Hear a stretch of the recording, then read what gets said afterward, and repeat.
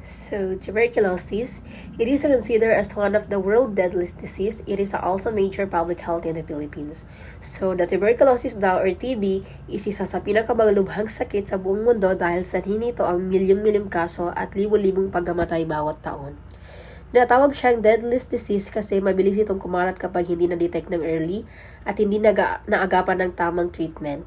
Sa Pilipinas, major public health problem ang TB dahil isa tayo sa mga bansa na may pinakamaraming kaso.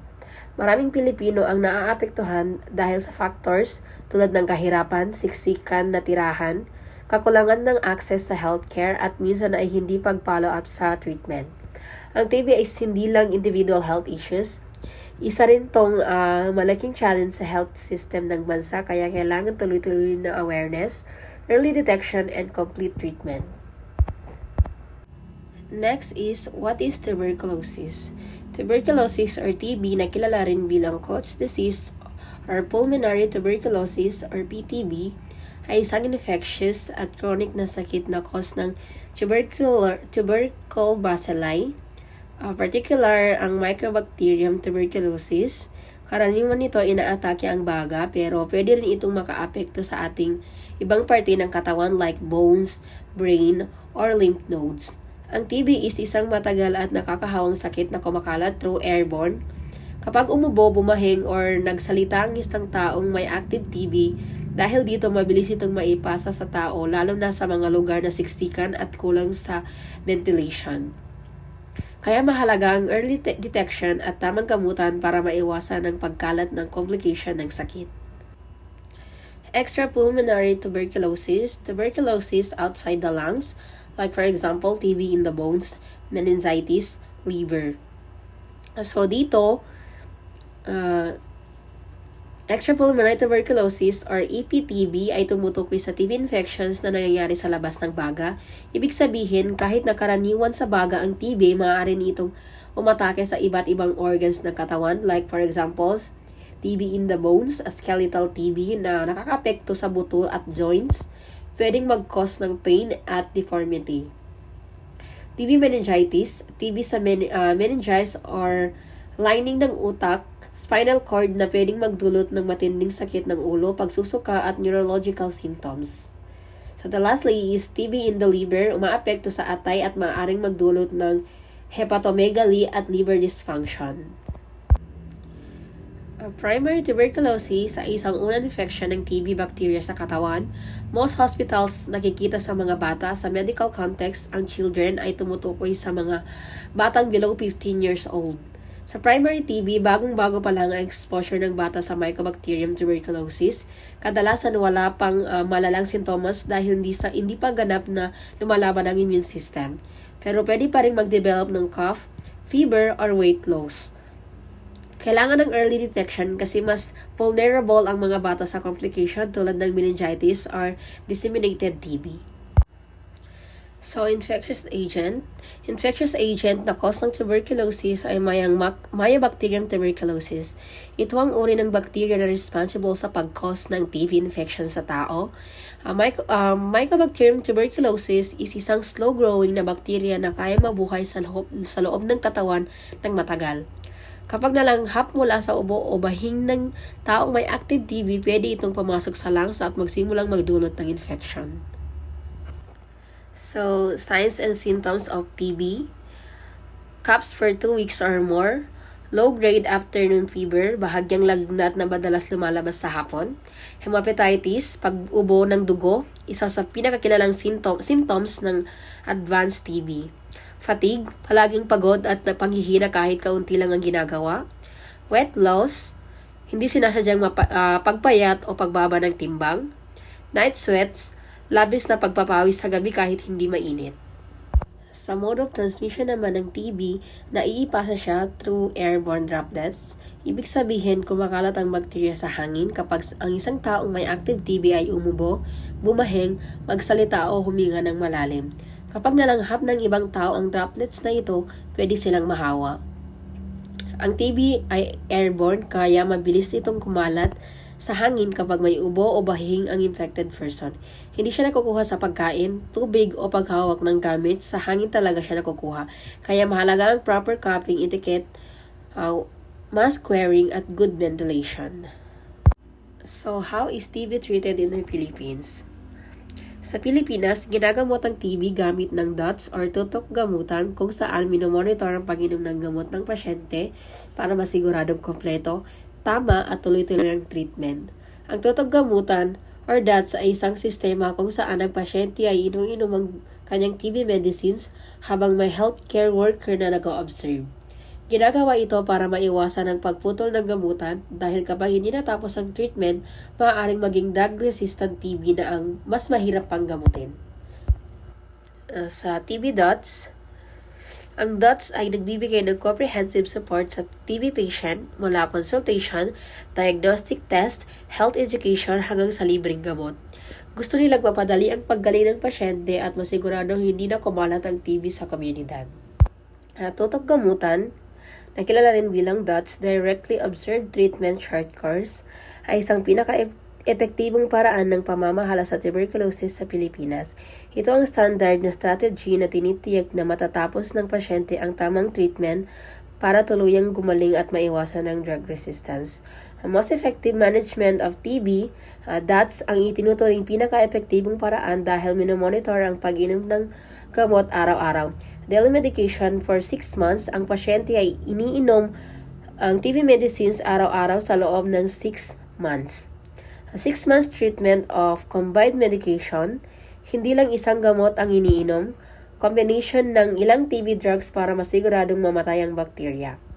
Sa treatment partner, isang taong nag-o-observe sa pasyente habang umiinom ng gamot araw-araw. Siya ang tumutulong para masiguradong hindi napuputol ang gamutan, barangay health worker, nurse, midwife, and trained family members. So, what will happen if the patient did not complete the 6 months treatment? Kung hindi natapos ng patient ang 6 months treatment, pwedeng mag-develop ng MDR-TB kung saan hindi nakakatulong ang normal na gamot at kailangan na mas mahaba at mas malakas na treatment. Kaya sobrang importante na tuloy-tuloy at kompleto ang pag-inom ng gamot sa DOTS program. Facts about tuberculosis. Ang TB ay airborne disease lang kaya kumakalat ito sa hangin kapag may ubo o bahing ang pasyente. Hindi ito namamana, hindi nakukuha sa pagod, gamit, lamok, or damit. Kaya importante na tama ang kaalaman ng publiko para hindi stigmatize ang mga patients. So, ang TB-Free Philippines is isang vision at goal ng bansa na nakatuon sa pagpapababa at tuluyang pag-alis ng tuberculosis. Gusto nila magkaroon ng zero deaths, zero disease at zero suffering mula sa TB sa lahat ng komunidad. Ang mission ng TB DOTS program ay tiyakin ng mga serbisyong tutok gamutan or DOTS ay available, accessible at affordable para sa lahat ng komunidad. Ito ay sinasagawa sa pakikipagtulungan ng local pamahalaan or LGU at iba pang partners para masiguradong lahat ng patient ay makakatanggap ng tamang gamutan at support. Ang goal ng TB program ay significantly mabawasan ang mga namamatay at nahahawa ang tao sa pamamagitan ng maagang detection, tamang treatment sa DOTS at malawakang public awareness para sa isang TB-Free Philippines by 2035. Ang medium-term goal ay unahin ang pagbababa ng death rate at new TB cases, bawasan ang financial burden ng mga patient, at mapabuti ang serbisyo ng DOTS para mas maraming patient ang gumaling at masiguradong tuloy-tuloy ang treatment. So, specific objectives by 2020. Noong 2020, gusto ng TB program na mas maayos ang paggamit ng data, mapabuti ang kalidad ng TB services at maparami ang DOTS facilities na nagbibigay ng comprehensive at patient-centered care para mas mabilis at epektibo ang elimination ng TB sa Philippines. Layunin ng TB program na palakasin ang political support at commitment mula sa gobyerno ng LGUs. Gumawa ng localized TB plans at makipag-coordinate sa iba't ibang sektor para mabilis at mas matagumpay ang elimination ng TB sa bawat komunidad. Ang patient-centered approach sa TB ay nakatuon sa respeto sa patient, partnership sa treatment, physical comfort, protection laban sa stigma, at pagtugon sa social at economic challenges para mas maging epektibo at makatao ang TB care sa bansa. Isa sa mga pangunahing policies ng National Tuberculosis Control Program or NTP ay ang screening and diagnosis of tuberculosis. Gusto nila na maagang matukoy ang mga taong may TB para agad silang magamot at maiwasan ang paggalat ng sakit. Identification of presumptive TB, ang mga tao na may posibleng TB infection ay tinutukoy through primary screening tools. Primary screening tools, clinical signs and symptoms, kasama dito ang pagkilala sa mga symptoms ng TB tulad ng persistent cough, low-grade fever, wet loss, night sweats, and hemoptysis. Case findings, presumptive TB patient. So, sa presumptive TB patient ay isang tao na may X-ray findings o symptoms tulad ng cough, fever, wet loss, at night sweat sa loob ng 2 weeks or higit pa. Ang case findings at early screening ay mahalaga para mabilis masimula ng treatment at maiwasan ang pagkalat ng TB sa komunidad. Ang active case findings is naglalayong maagang malaman ang mga TB cases sa komunidad sa pamamagitan ng screening at portable X-ray. Para masimulan agad ang treatment at maiwasan ang pagkalat ng TB, bahagi ito ng proactive approach ng NTP sa TB control. Ang TB diagnosis ay pwedeng bacteriologically confirmed kung may positive lab test or clinically diagnosed kung based sa symptoms at ibang evaluations.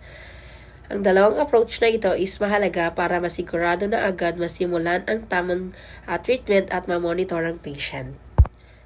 Ang bacteriologically confirmed TB or BCTB ay isang tumutukoy sa TB na na-verify sa laboratory test. Ibig sabihin, sigurado na ang patient ay may active TB infection. Smear microscopy or SM, pag-detect ng TB bacteria sa sputum sample gamit ang microscope. Culture, pagpapalago ng TB bacteria sa laboratory para ma-confirm ang presence nito. Rapid diagnostic test para mas mabilis na paraan ng detection tulad ng expert MTB or RIF. Line probe assay or LPA and TB lamp. So, ang clinically diagnosed TB ay kapag ang doctor ay gumamit ng clinical evaluation, X-ray at iba pang test para ma-diagnose ang TB. Lalo na kung walang positive bacteriological results, mahalaga ito para mabilis masimulan ang treatment at maiwasan ang paglala ng sakit. So, ang rapid test, ang expert MTB or RIF ay isang mabilis at reliable na test para sa TB. Ito ang ginagamit bilang primary diagnostic tool para sa pulmonary at extrapulmonary TB at tumutulong din sa pag-detect ng drug resistance para masimulan agad ang tamang gamutan. So, ang expert MTB or RIF ay mabilisang paraan para matawag agad ang TB at malaman kung resistance sa gamot. Kinokollect ang sputum, hinalo sa reagent at ay nilalagay sa cartridge at ini-scan sa GenExpert machine. Ito ay revolutionary tool sa TB control dahil pinapaikli ang oras ng diagnosis at nag-aalaw ng earlier treatment. First is sputum liquefaction and inactivation with 2.1 sample reagent. Next is transfer of 2 ml material into test cartridge. And next is cartridge insert into MTB or RIF test platform. Then sample automatically filtered and washed. Ultrasonic lysis of filtered captured organisms to release DNA. DNA molecules mixed with dry PCR reagents.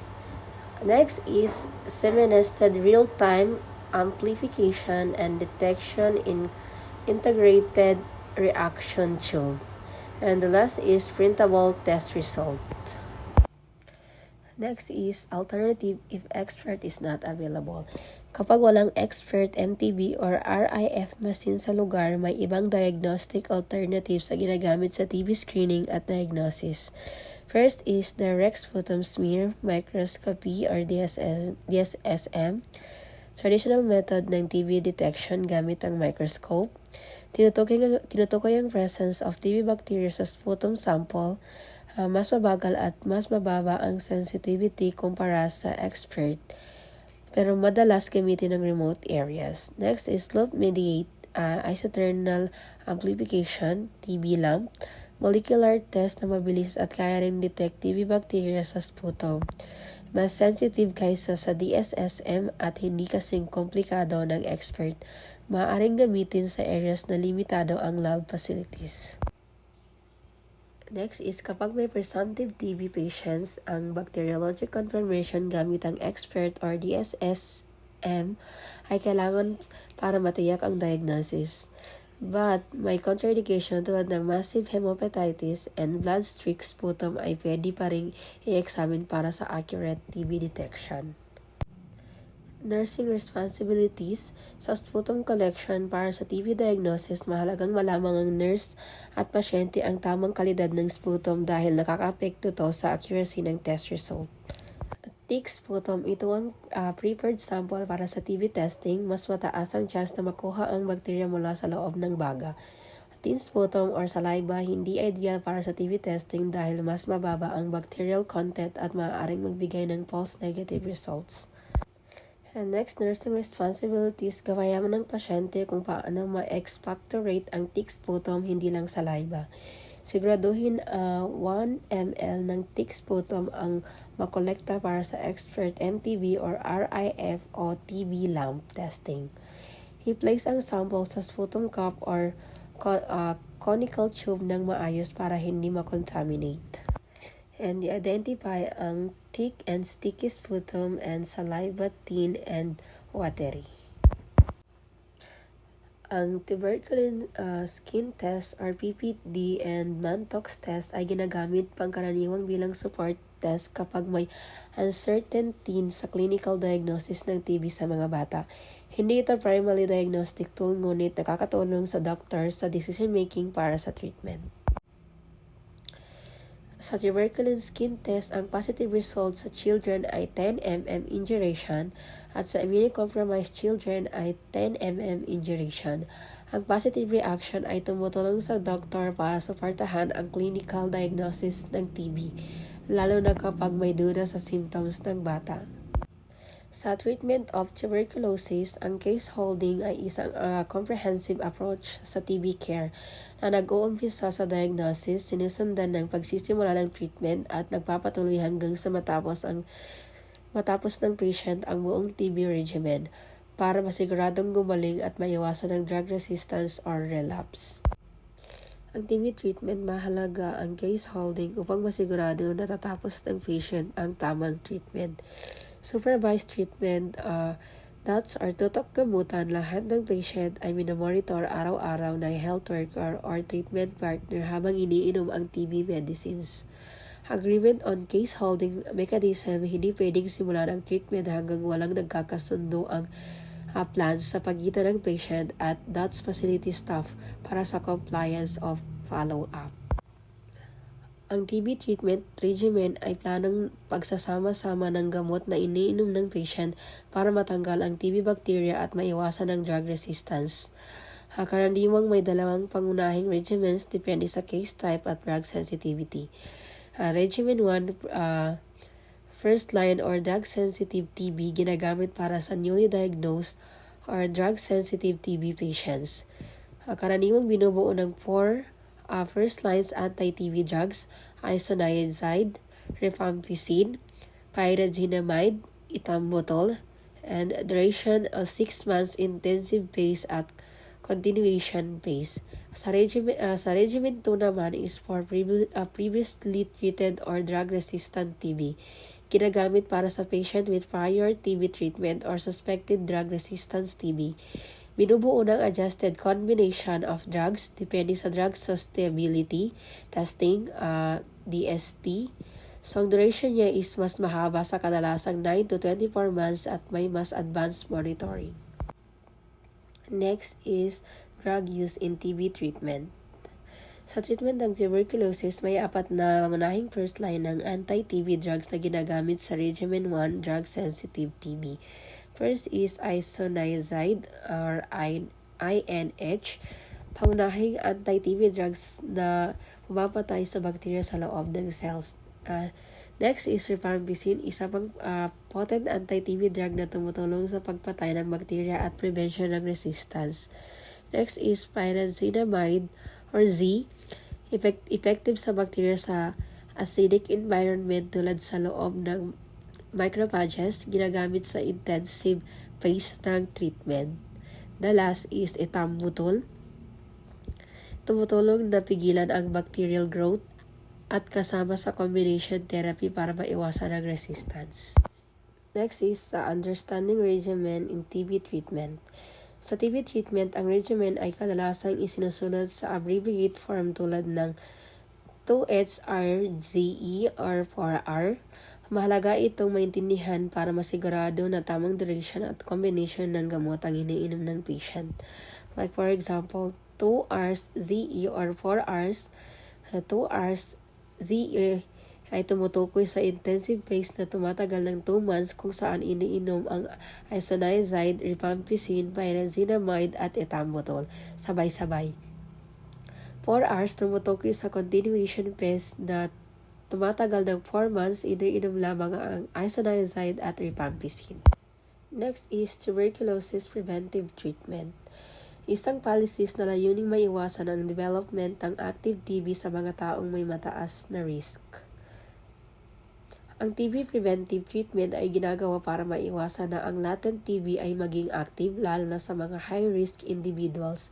Binibigyan sila ng preventive medication para maprotektahan ang kanilang kalusugan bago pa man lumala ang sakit. High-risk individuals ay kabilang ang TB contacts, HIV patients at iba pang may weak immune system. Ang pagbibigay sa kanila ng TB preventive treatment ay mahalaga para maiwasan ang pagdevelop ng active TB. Sa TB program, mahalaga ang maayos na reporting system para masiguradong lahat ng patient ay nakakakuha ng tamang care at mamonitor ang program performance. Ang TB reporting ay nakatuon sa accurate recording ng patient care at regular monitoring ng program performance. Ito ay mahalaga para masiguradong effect ang TB control efforts at natutulungan ang bawat patient ng maayos.